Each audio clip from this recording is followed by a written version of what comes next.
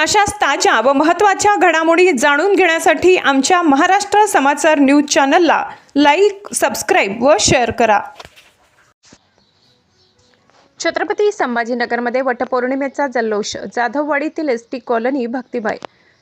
छत्रपती संभाजीनगर शहरातील सुरेवाडी परिसरातील जागृत हनुमान मंदिरासमोरील एसटी कॉलनी जाधववाडी येथे वटसावित्री पौर्णिमा अत्यंत उत्साहात, पारंपरिक आणि भक्तिमय वातावरणात साजरी करण्यात आली. पारंपरिक वेशभूषा आणि उत्साह. यावेळी परिसरातील सुवासिनींनी पारंपरिक नऊवारी साड्या आणि दागिन्यांसह मराठमोळ्या वेशभूषेत एकत्र येत वटवृक्षाची विधिवत पूजा केली.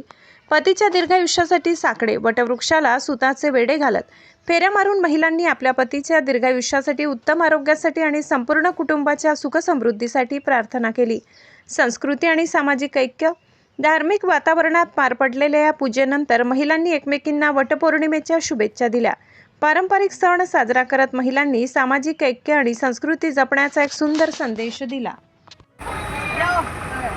नमस्कार, आपण पाहता आज आपण आलेलो आहे एसटी कॉलनीमधील मंदिरात. तिथं वटसावित्री पौर्णिमा निमित्त देवी पूजा करत आहे.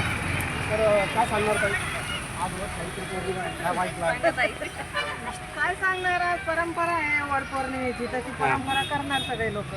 अच्छा, आज तुम्ही वटसावित्रीची पूजा करता, यामागील श्रद्धा काय आहे? नवरा हा जन्मजन्म मिळावा अशी अच्छा. श्रद्धा आहे, त्यासाठी वडाची पूजा करायची असते. वटसावित्री व्रताचे तुमच्या आयुष्यात काय महत्त्व आहे? हे महत्व ना नवऱ्यासाठी नवऱ्यासाठी का? अच्छा आणि अच्छा. आपल्या हे व्रत सुखासाठी पण आहे, नवऱ्याच्या सुखासाठी. किती वर्षापासून करता तुम्ही? झाले 40 वर्ष. 40 वर्ष झाले का? आजच्या पिढीने, तरुण पिढीने कोणता आदर्श घ्यावा तुमच्यापासून? जेव्हा म्हातारा सीतारांकडून आदर वटपौर्णिमेचा. काय सांगाय माझी? या सुनबाई काय सांगा, काय मागितलं आज देवाला? अजून काय नाही, पूजा करायची. अच्छा अच्छा अच्छा. या व्रतामुळे मानसिक किंवा आत्मिक समाधान कसे होते? चांगलं आरोग्य नवऱ्याचं, आपलं मुलाबाळांना. जात आता काय संदेश देणार? हेच की मुलांनी आजकालच्या पिढीने शिकावं. याच्या पुढे आमच्या मागे त्यांनी शिकावं. हेच ज्ञान देणार. चालेल. काय मागितलं?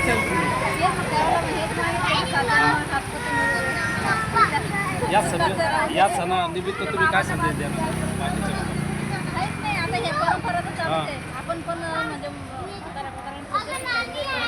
एक मिनिट थांबा ना.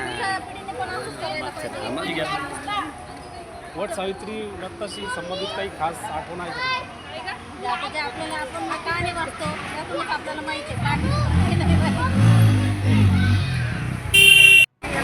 काय सांगणार? काय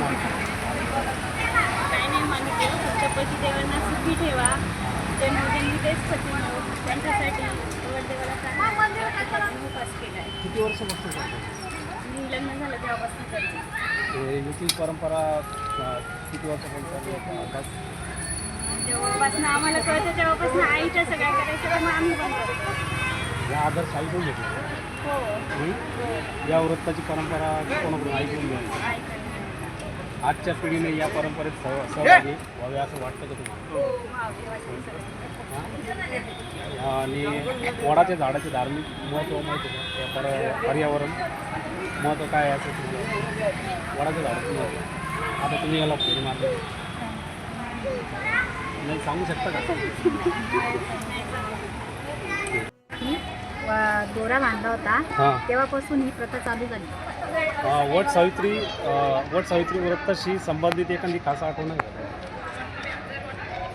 कोणासाठी? काही आठवण असेल ना?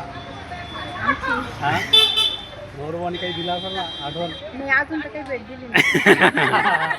मग मागायची. आणि भेट नको पण आहे, फक्त त्यांना सुखी ठेवा देवा आणि एवढीच इच्छा आहे. जाता जाता काय संदेश द्या बाकीच्या तुमच्या एस टी कॉलनीतल्या वासिया? काही नाही, आता ही पहिल्यापासून परंपरा जशी चालू आहे वटसावित्री पौर्णिमेची, अशी नेहमी चालत राहू. पुढच्या पिढीने पण ही पूजा करत राहू.